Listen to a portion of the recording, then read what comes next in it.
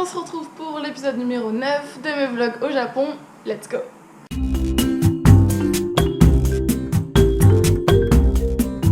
Comment vous allez aujourd'hui? Moi ça va super bien, voilà.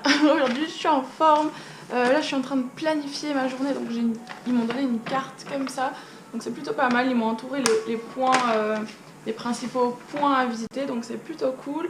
Je suis en train de planifier à l'avance en fait comment y aller et de me noter tous les bus, tous les transports, parce que ici cet hostel ne loue pas de pocket wifi, donc c'est à dire que j'ai pas du tout de wifi. Donc quand je suis à l'extérieur pour trouver comment aller d'un point A à un point B, bah, je peux pas chercher parce qu'il n'y a pas de wifi en extérieur. Donc du coup je suis en train de déjà tout chercher sur Google Maps, les bus, blablabla, pour aller de tel point à tel point.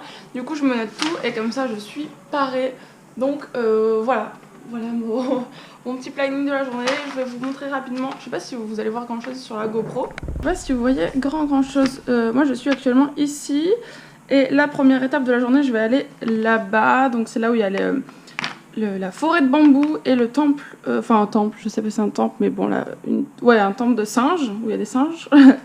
Voilà, parce que ça en fait il faut y aller plutôt le matin, parce que les singes ils sont plutôt là le matin, donc je vais faire ça en premier. Après je vais aller ici, c'est le temple le plus connu de Kyoto, c'est le Golden Pavilion. Donc voilà, je vais aller de là à là. On dirait que c'est pas loin, mais en fait ça met 1 heure quand même en transport. Après je vais redescendre sans doute ici ou là. Celui-là il est assez connu, c'est les 1000 gates je crois, un truc comme ça. Puis là, enfin moi je suis là, donc ça c'est plutôt autour, donc ça je reviens en fin de journée pour faire des trucs autour. Après je retourne à l'hostel et comme ça après je peux aller à la gare, prendre mon bus. Écoutez, je vous emmène avec moi pour cette journée.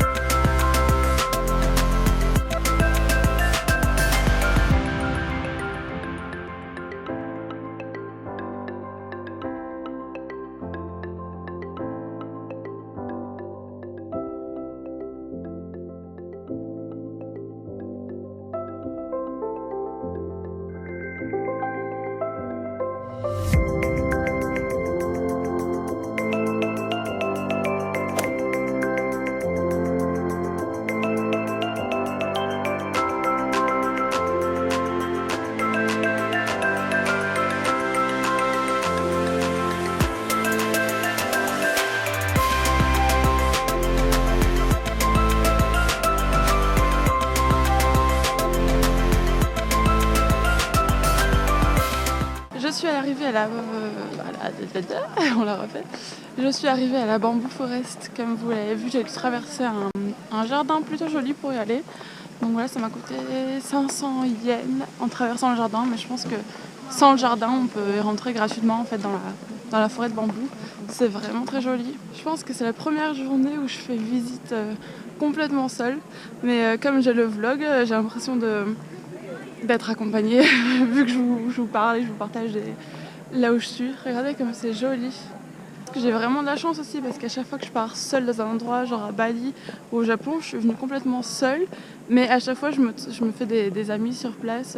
En même temps il y a plein de gens qui partent seuls, du coup c'est facile de se retrouver. Si vous hésitez à partir seul, ne vous inquiétez pas, c'est vraiment très facile de trouver des gens avec qui faire les visites la journée. Dans votre hostel par exemple, c'est rempli de backpackers comme vous, donc ne vous inquiétez pas. Voilà. Seul au Japon, c'est pas un souci.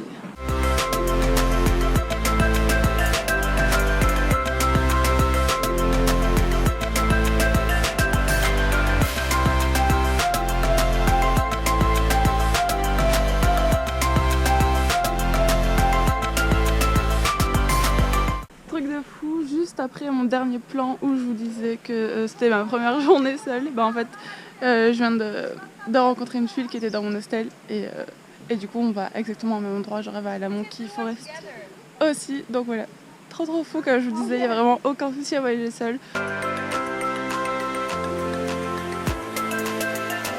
Direction la Monkey Forest. Je sais que c'était... Je sais pas pourquoi moi j'aime bien les singes même s'ils sont fous et que des fois ils me font peur, mais ils sont quand même marrants la plupart du temps.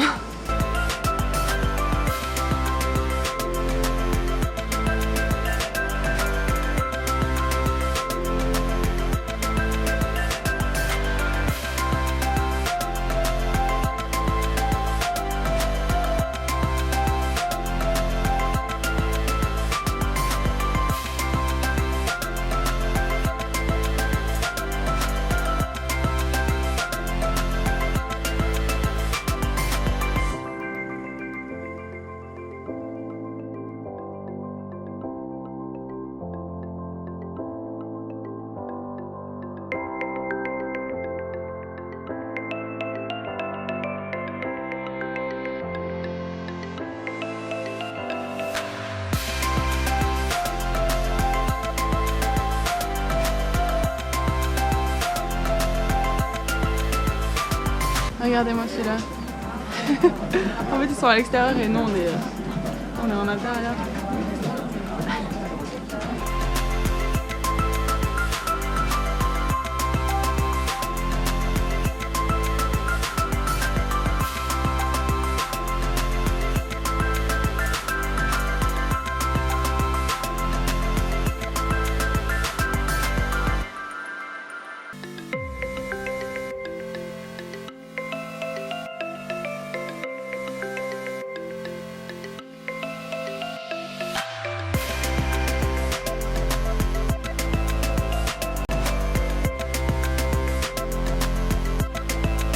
On a quitté la Monkey Forest et là on est en direction des 10,000 Gates. Donc c'est totalement à l'opposé de la Monkey Forest, on a dû prendre 2 trains pour s'y rendre.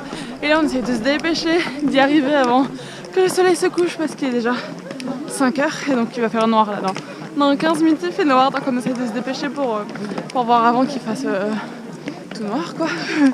Bon, je vous embarque avec moi.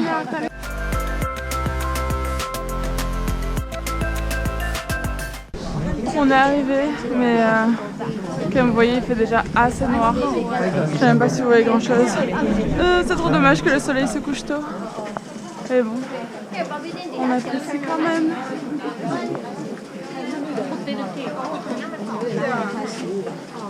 On est à l'intérieur des 10 000 gates, 10 000 portes. Enfin bon, des portes, mais bon, bref, je suis trop deck parce que vous voyez sans doute rien.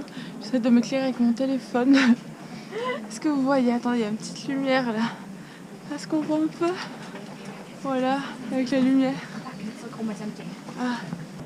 Il y a tout un chemin à faire en fait à travers les 10 000 gates du coup. Mais ça prend environ 1h, 1h30 et là du coup il fait déjà nuit donc ça sert à rien. Arriver en haut, on va être complètement dans le noir. Puis même on n'a pas une super belle vue. Donc voilà, tant pis. On aura quand même vu le début. Faut mieux retourner vraiment 2 jours. Enfin vraiment le matin ou l'après-midi, mais voilà. Et même ne commencez pas à 4h parce que le temps que vous arrivez en haut, si ça met 1h à 5h, il fera nuit. Donc vraiment, allez-y tôt si vous voulez venir ici. Voilà, je vous donne des conseils comme ça, de mes erreurs, vous apprenez des conseils. Voilà, donc je pense qu'on va prendre le chemin du retour. Et puis de toute façon, il ne faut pas que je traîne trop parce que j'ai toujours mon bus à prendre pour Tokyo ce soir. Donc voilà, il faut que je retourne à mon hostel d'abord. Il fait tellement froid. Il fait trop froid les amis, trop froid. Je suis plus habituée. trop froid. Oh mon dieu, je gèle. Je gèle, en plus il commence à pleuvoir. Mon dieu, c'est quoi ce temps? Je vais être très contente de retourner en Australie, juste pour le temps. Bon, je vous retrouve, je suis sur le chemin du bus. Comme vous voyez, il fait froid. Quand je dis qu'il fait froid, j'exagère pas, j'ai vraiment froid. Je me suis acheté ce bonnet trop chaud parce que du coup j'en avais pas. Pour l'Australie ça va être complètement inutile vu qu'on arrive à l'été. Mais c'est pas grave, là j'en avais vraiment besoin, j'ai froid aux oreilles donc bon voilà. Donc direction le bus de nuit, je reprends le même bus que j'avais pris à l'aller qui s'appelle Wheeler Bus Express. Je pense que je vous l'écrirai sur l'écran. Et parce qu'en fait je trouve vraiment pas mal ce bus. Bon après j'ai aucune comparaison, c'est le seul que j'ai pris. Mais je trouve vraiment pas mal, donc si je peux vous le conseiller, il est pas trop cher. Et il est vraiment bien parce que comme je vous avais montré, vous avez vraiment un siège en fait à vous, parce que vous avez des rideaux qui vous séparent des autres sièges. Désolée, je n'ai pas soufflé. Il y a des prises, le siège qui s'incline. Voilà, enfin je le trouvais plutôt bien ce bus, donc je peux vous le conseiller. Par contre j'ai pas compris parce que Tokyo-Kyoto j'ai payé 50 $ et Kyoto-Tokyo 80 $. C'est plus cher de retourner à Tokyo, dis donc. Mais bon, ça reste quand même beaucoup moins cher que le train. Le train qui prend certes moins de temps parce que ça prend 3 heures, alors que le bus de nuit, bon ça prend genre 7 heures toute la nuit. Mais le train coûte 150 $. Juste l'aller, donc aller-retour 300 $. C'est juste hors de prix pour moi. Donc voilà, si vous avez petit budget, n'hésitez pas à prendre le bus. Bon bah je pense que je vais conclure le vlog maintenant en fait, parce que ça sert à rien que je continue après. En fait j'allais dans le bus, je vais regarder Netflix et voilà, je reprendrai demain quand j'arrive à Tokyo. Donc bah j'espère que ce vlog vous aura plu. J'ai passé une très bonne journée et puis bah, je vous retrouve demain pour le prochain vlog. Ciao ciao.